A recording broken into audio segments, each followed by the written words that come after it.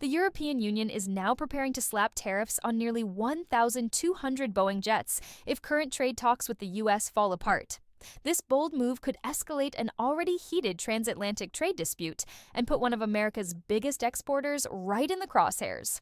Let's take a look in today's video. The European Commission, the executive body that oversees trade policy for the EU, has outlined a proposal to include civilian aircraft, specifically Boeing planes, in a potential new round of retaliatory tariffs.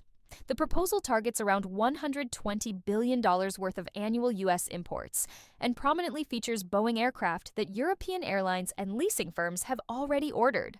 That's nearly 1,200 commercial aircraft on the line, a massive figure that highlights just how entangled Boeing is in the current trade dynamics. These tariffs, however, won't come into effect immediately. EU officials are still locked in negotiations with their U.S. counterparts, and the new measures are being held as a contingency.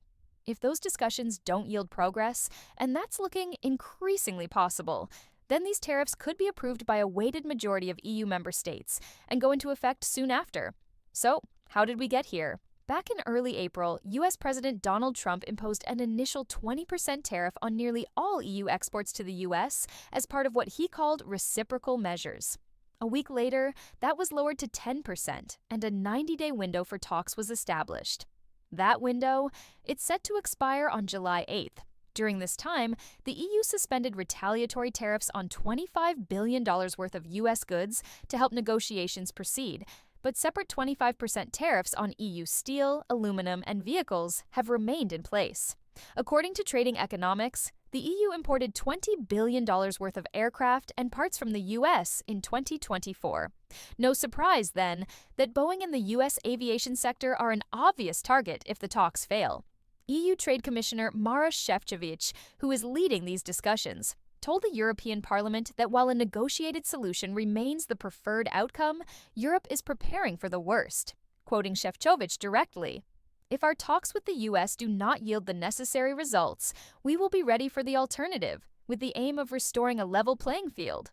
All options are on the table." Boeing is the largest U.S. manufacturing exporter by dollar value. It's already feeling pressure in China, where government orders have reportedly been frozen amid the broader U.S.-China trade tensions. If a second front opens in Europe, the effects could be severe. Currently, Boeing has firm orders for 1,144 aircraft from European customers.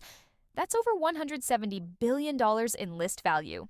Some of the biggest customers: Ryanair ordered 184 Boeing 737 MAX, AerCap 128 total aircraft, Avalon 113 aircraft, and Lufthansa has ordered 101, including all three major Boeing types: the 737 MAX, 787 Dreamliner, and 777X. Others include Pegasus, SMBC, Norwegian, SunExpress, and leasing firms like ICA and Macquarie. In response, Lufthansa is reportedly looking at registering its future Boeing aircraft in Switzerland, a strategic workaround since Switzerland is not in the EU and wouldn't be subject to these tariffs. This would allow Lufthansa to avoid potential import duties, a move that could catch on with other EU-based airlines.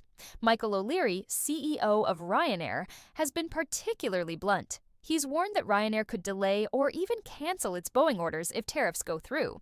O'Leary has even floated the unlikely, but headline-grabbing, idea of switching to Comac C919, the Chinese competitor to Boeing and Airbus.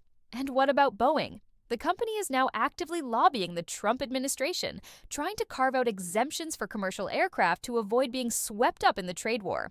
Whether that effort succeeds before the July deadline, that remains to be seen.